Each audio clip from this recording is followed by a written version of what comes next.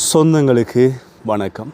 மீண்டும் அனைவரையும் சந்திப்பதில் மிக்க மகிழ்ச்சி.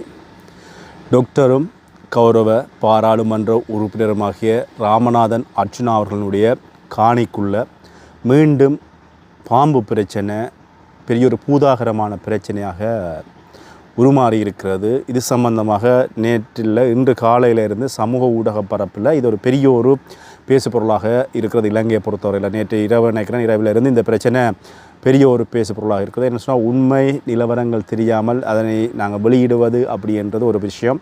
இன்னொன்று, டாக்டர் ராமநாதன் அர்ச்சுனா அவர்களை பொறுத்தவரையில் அவர் சட்டத்தையும் நீதியையும் மதிக்கிறவர். இந்த தங்களுடைய சுயலாப அரசியலுக்காக ஈடுபடுகின்ற அல்லது சுய விளம்பரத்துக்காக ஒரு சில பெண்கள் தங்களை விளம்பரப்படுத்திக் கொள்வதற்காக ஒரு சில ஊடகவியலாளர்கள் என்று சொல்லப்படுகின்ற சமூக ஊடகவியலாளர்களோடு அந்த இடத்துல போய் நின்று அட்டகாசம் செஞ்ச விஷயம் ஊடகப்பரப்பில் பேசுபொருளாக வந்திருக்கிறது. இது சம்பந்தமாகத்தான் இந்த வீடியோவில் பார்க்க போகிறோம். வீடியோ ஃபுல்லாக பாருங்கள். இதுக்கு நான் ஒரு தீர்வை நான் முன்வைக்கிறேன். நீங்கள் வீடியோ ஃபுல்லாக பார்த்தீங்கன்னு சொன்னால் அந்த தீர்வு உங்களுக்கு விளங்கும். இந்த வீடியோவில் டாக்டர் சரி இதை பார்த்தா இந்த தீர்வை அந்த குறிப்பிட்ட காணிக்காரர் பிரச்சனைன்னு சொன்னால் அந்த தீர்வை முன் வச்சா நிச்சயமாக இந்த பிரச்சனை தெளிவாக இலகுவாக முடிச்சு கொள்ளலாம். சரி, வீடியோவுக்கு போவதற்கு முன்பதாக என்னுடைய சேனலை சப்ஸ்கிரைப் பண்ணுங்கள், லைக் பண்ணுங்கள், கமெண்ட் பண்ணி ஆதரவு தாங்க. டாக்டரும் கௌரவ பாராளுமன்ற உறுப்பினருமாக இருக்கின்ற ராமநாதன் அர்ச்சுனா அவர்களினுடைய காணிக்குள் பாம்பு பிரச்சனை நான் நினைக்கிறேன் சண்டிலிப்பாய் பிரதேச சபையினுடைய கூட்டத்தில் தொடர்ச்சியாக இப்போ 2-3 கூட்டத்தொடர்களில் இது ஒரு பேசு பொருளாக இருக்கின்றது. இதுக்கு அடிப்படையான காரணம் என்ன அப்படின்னு சொல்லி பார்த்தீங்கன்னு சொன்னால், ஒரு கூட்டத்தொடர் ஒன்றில், ஒரு டிசிசி கூட்டத்தொடர் ஒன்றில் டாக்டர் ராமநாதன் அர்ச்சுனா அவர்களோடு ஒரு சில பெண்கள் முரண்பட்டிருப்பாங்க. இந்த விஷயம் நீங்கள் பார்த்துருப்பீங்க. அங்கே அந்த பிரதேச சபை ஒருங்கிணைப்பு குழு கூட்டத்தில் தங்களை உள்வாங்க சொன்னது மட்டும் இல்லாமல் டாக்டர் ராமநாதன் அர்ச்சுனாவோடு தரக்குறைவான வகையில் பேசிய விஷயங்கள் இவைகள் எல்லாமே சமூக ஊடகங்களில் ஒரு கடந்த காலங்களாக வந்தது. அதுக்கப்புறமாக அந்த விஷயத்தை பழிவாங்கணும் டாக்டர் ராமநாதன் அர்ச்சுனா அவர்களை என்பதை நோக்காக கொண்டு ஒரு சில பெண்கள் டாக்டர் ராமநாதன் அர்ச்சுனா அவர்களுடைய காணிக்குள்ளிருந்து பாம்புகளாக வெளிக்கிட்டு ஒவ்வொரு வீடாக வருகிறது. இதனால் நாங்கள் அயலில் வாழ முடியாது, டாக்டர் ராமநாதன் அர்ச்சுனாவினுடைய காணிக்குள்ளிருந்து வருகின்ற பாம்பு பெரிய ஒரு பிரச்சனையாக இருக்கிறது, பெரிய பாம்புகள் இருக்கிறது அப்படின்னு சொல்லி ஒரு பெரிய ஒரு பூதாகரமான பிரச்சனையை உருவாக்கியது மட்டும் இல்லாமல் ஊடகப்பரப்பிலையும் இது ஒரு பேசுபொருளாக இருந்தது. இந்த விஷயத்தை பார்த்திங்கன்னா ஒரு சில ஊடகங்கள் அந்த கட்சி ரீதியாக செயற்படுகின்ற வேலையோலிகள் சமூக ஊடகங்கள்லாம் இந்த விஷயத்தை கொண்டு வந்தன. அதை கொஞ்சம் கொஞ்சமாக பார்த்திங்கன்னு சொன்னால் எல்லாருமே ஷேர் பண்ணுவாங்க. டாக்டருக்கு எதிரானவர்கள் ஷேர் பண்ணுகின்ற பொழுதும் அந்த விஷயம் எல்லா இடமுமே போயிருக்கிறது. இதில் இந்த பாம்பு பிரச்சனைக்கு உண்மையில் பெரிய ஒரு விஷயம் இல்லை, சின்னதான ஒரு விஷயம்தான். அந்த தீர்வு நான் வீடியோ முடியல, நான் ஏற்கனவே சொன்னது போல் சொல்கிறேன். விஷயத்துக்குள்ளே போகலாம். டாக்டர் ராமநாதன் அர்ச்சுனா அவர்களுடைய யாழ்ப்பாணம் பகுதி பெரியவிளான் பகுதியில் இருக்கின்ற காணி சம்பந்தமான பிரச்சனைகளில் டாக்டர் ராமநாதன் அர்ச்சுனா அச்சுறுத்தியதாக கூறப்படுகின்ற பெண்கள், அதே மாதிரி துப்பாக்கி முனையில் டாக்டர் ராமநாதன் அர்ச்சுனா அவர்கள் அச்சுறுத்தினார் அப்படின்ற ஒரு விஷயங்கள் ரெண்டு விதமாக பார்க்கப்படுறது. ஒன்று, டாக்டர் ராமநாதன் அர்ச்சுனா அவர்கள் அந்த பெண்களை அச்சுறுத்தினார் அப்படின்னு சொல்லி, இல்லை அந்த பெண்கள் டாக்டர் ராமநாதன் அர்ச்சுனா அவர்கள் கல்லெடுத்து எறிஞ்சது மட்டும்தான் தடிகள் பொருள்களால் அவரை தாக்குவதற்கு முயற்சி பண்ணினார்கள். அதன் பொழுது தான் டாக்டர் துப்பாக்கியை எடுத்ததுக்கு பாதுகாப்பாக எடுத்தார். டாக்டர் தன்னிலை விளக்கத்தை சொல்லியிருக்கார். இந்த சம்பவம் நேற்று 25ஆம் தேதி இடம்பெற்றுகிறது. காணியினுடைய உரிமை தொடர்பாக இந்த காணிக்குள்ள ஏற்கனவே இந்த காணியுடைய சொத்துக்கள் சூறையாடிய சம்பந்தமாக வழக்கு ஒன்று நீதிமன்றத்தில் இருக்கிறது. ஆனால் இன்னொரு விஷயம் பகிரப்பட்டிருக்கு. இதில் உண்மை தெரியா டாக்டருக்கு தான் தெரியும்.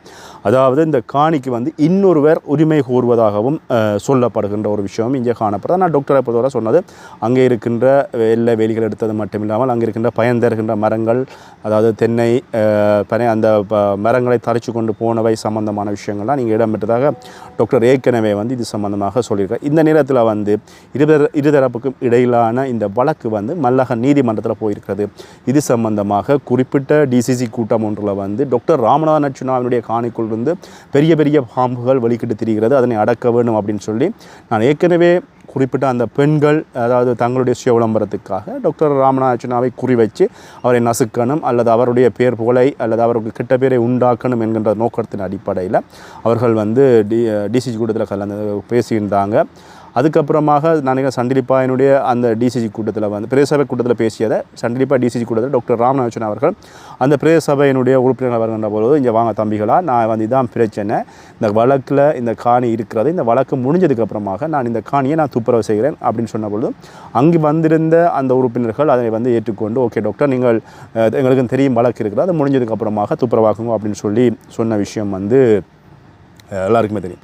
இந்த விஷயம் இப்படி இருக்கின்ற பொழுது டாக்டர் ராமநாதன் அர்ச்சனா அவர்கள் நீதிமன்றத்தில் நாடி நீதிமன்றத்தினுடைய அனுமதி பெற்று இதனை திருத்துவதற்காக கடந்த 22ஆம் தேதி நினைக்கிறேன் 22ஆம் தேதி அதற்கான அனுமதியை பெற்ற பொழுது இந்த விஷயத்தை நீதிமன்றத்தில் இருக்கின்ற யார் ஒருவர் தெரிந்த நபர் ஒருவர் உடனடியாக பிரதேச சபைக்கு சொன்னதுக்கு உடனே பிரதேச சபை உடனடியாக என்ன செஞ்சுங்கன்னா டாக்டர் ராமநாதன் அர்ச்சனா அவர்களுடைய காணிக்கு ஓடி போய் வந்து அந்த காணியை துப்புரவு செய்வதற்கு வந்து ரெட் நோட்டீஸை வந்து ஒட்டிக்கிறாங்க.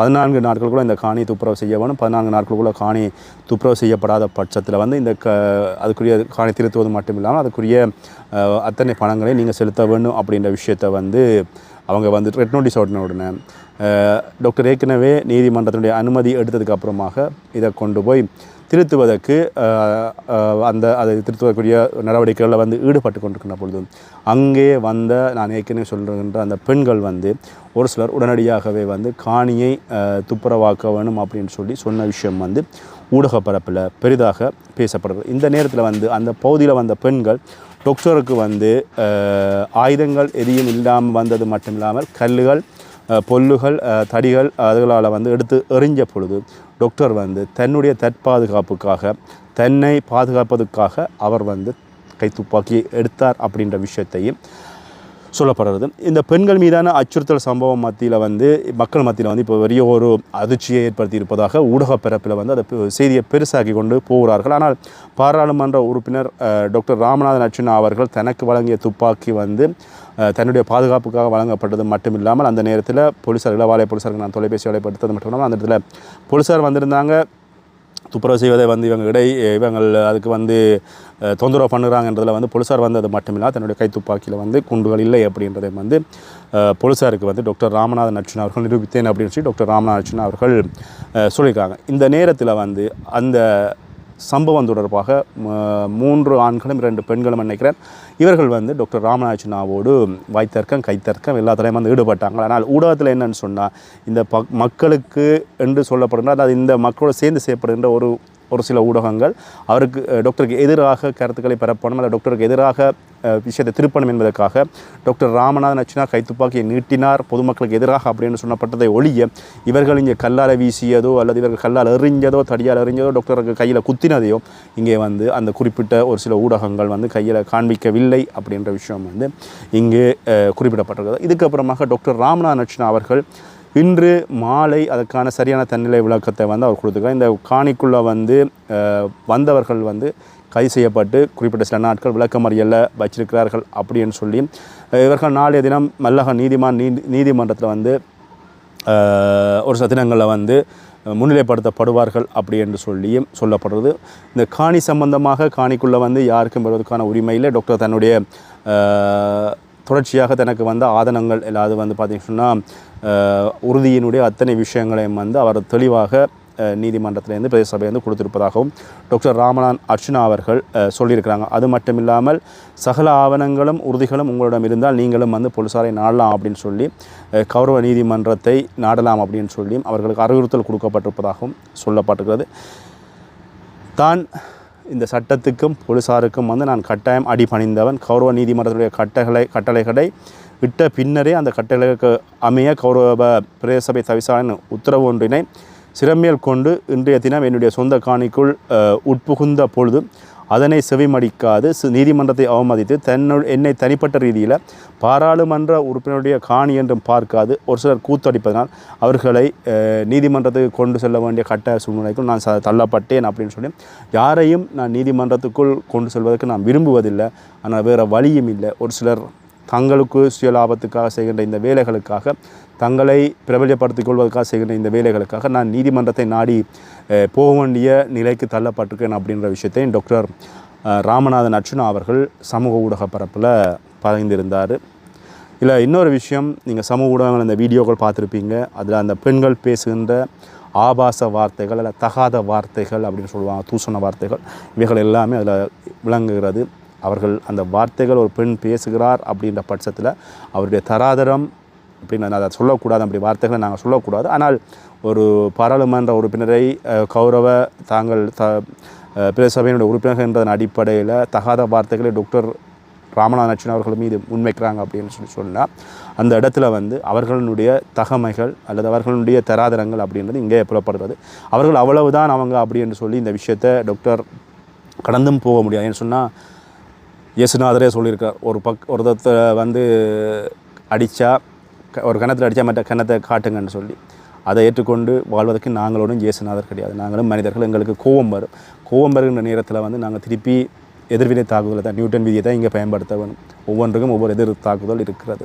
சரி, இந்த விஷயங்கள் இப்படி இருக்கின்ற பொழுது இவர்களுடைய இந்த என்ன சொல்கிறது ஒரு அநாகரிகமான இந்த அரசியல் நடவடிக்கைகள் இவைகள் ஒரு புறம் கடந்து ஒரு கௌரவ பாராளுமன்ற உறுப்பினருடைய காணிக்குள்ளே பாம்புகள் அளவுக்கு அதிகமாக இருக்குன்னு சொன்னால் அந்த பாம்புகளால் இவர்களுக்கு பிரச்சனையாக இருக்குன்னு சொன்னால் அயலில் இருக்கிற வீட்டுக்காரர்கள், அயலில் இருக்கிற காணிக்காரர்கள், அயலில் இருக்கிற காணிகள் பத்தை காணிக்காரர்கள் எல்லாருமே சேர்ந்து அந்த பாம்புகள் எவ்வளோ பாம்புகள் இருக்கிறது அப்படின்னு சொல்லி தெரியாது. அதே மாதிரி நீங்களும் வந்து அயல் காணிகள் இருப்பவர்கள் எல்லாருமே கீரிகளை வளர்த்து விட்டீங்கன்னு சொன்னால் அந்த கீரி அந்த பாம்பை வந்து சண்டை போடும். சண்டை போடுற நேரத்தில் ஒன்று கீரியும் சாகும், பாம்பும் சாகும். இந்த நேரத்தில் வந்து பாம்புகள் அழிவதற்கான இலகுவான வழி, பெரிய கஷ்டமான வழியே இல்லை.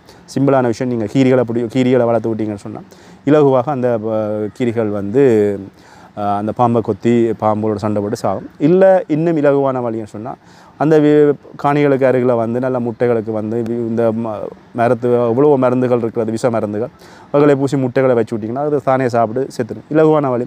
இதுக்கு போயிட்டு இதை நீங்கள் பெருசுபடுத்தி டாக்டர் ராமநாதன் அர்ச்சுனாவை அவமானப்படுத்துகிறோம் என்றதுக்காக அவமானப்படுத்தி நாங்கள் அடுத்த பாராளுமன்றத்தில் நாங்கள் பாராளுமன்றம் வந்துடுவோம் அல்லது வட மாகாண முதலமைச்சராகி விடுவோம் அப்படின்ற ஒரு நப்பாசையில் யாராவது செய்யலாம் அப்படின்றது என்னுடைய ஒரு தனிப்பட்ட ஐவீகம். எது எப்படியாக இருந்தாலும் அநாகரிகமான செயலை யார் போனாலும் தப்பு தான். ஒரு பாராளுமன்ற உறுப்பினராக அவர் தன்னுடைய விஷயத்தை சரியான முறையில் சட்டப்படி சொல்கின்ற பொழுது அநாகரிகமான முறையில் யார் நடந்தாலும் அந்த விஷயத்தை சுட்டி காட்ட வேண்டிய கடப்பாடு ஒரு நடுநிலையான ஊடகவியலாளராக என்னை பொறுத்தவரையில் எனக்கு இருக்குது. நான் 2 பக்கத்தை கருத்தை முன் வச்சுக்கிறேன். பார்த்து கொண்டிருக்கின்ற